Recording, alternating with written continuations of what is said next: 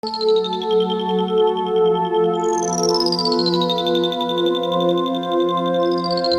window.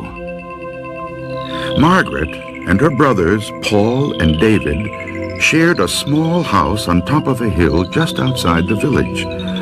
It was so warm one summer's night that Margaret could not sleep.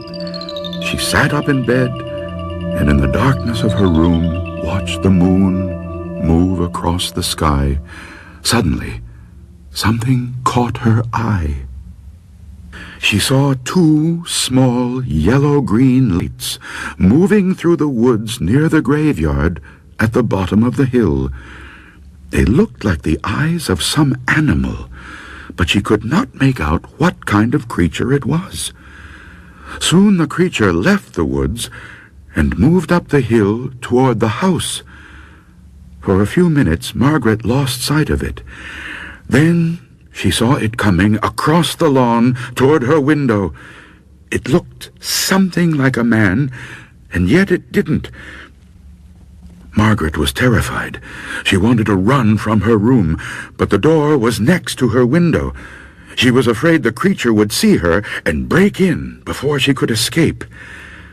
When the creature turned and moved in another direction, Margaret rushed to the door, but before she could open the door, it was back. Margaret found herself staring through the window at a shrunken face like that of a mummy. Its yellow-green eyes gleamed like a cat's eyes. She wanted to scream, but she was so frightened that she could not make a sound. The creature broke the window glass, unlocked the window, and crawled inside. Margaret tried to flee, but the creature caught her. It twisted its long, bony fingers into her hair, pulled back her head, and sank its teeth into her throat.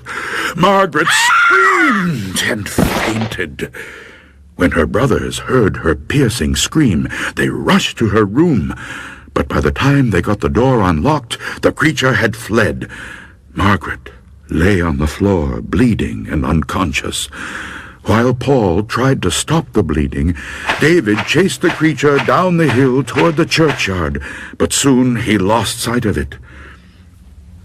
The police thought it was the work of an escaped lunatic who believed he was a vampire.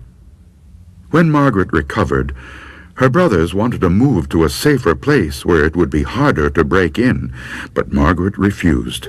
The creature would never come back, she was sure of that.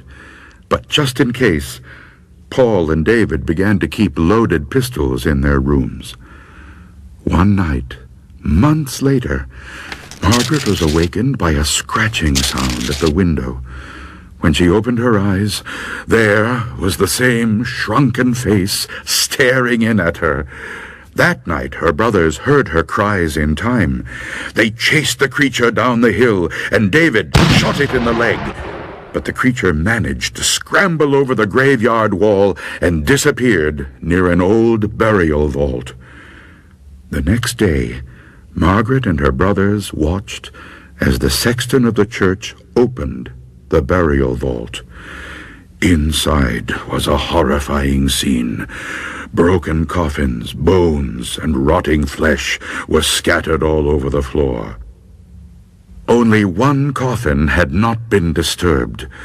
When the sexton opened it, there lay the creature with the shrunken face that had attacked Margaret. The telltale bullet was in its leg. They did the only thing they knew of to rid themselves of a vampire. The sexton built a roaring blaze outside the vault and fed the shrunken body to the flames. They watched the body burn until nothing remained but ashes.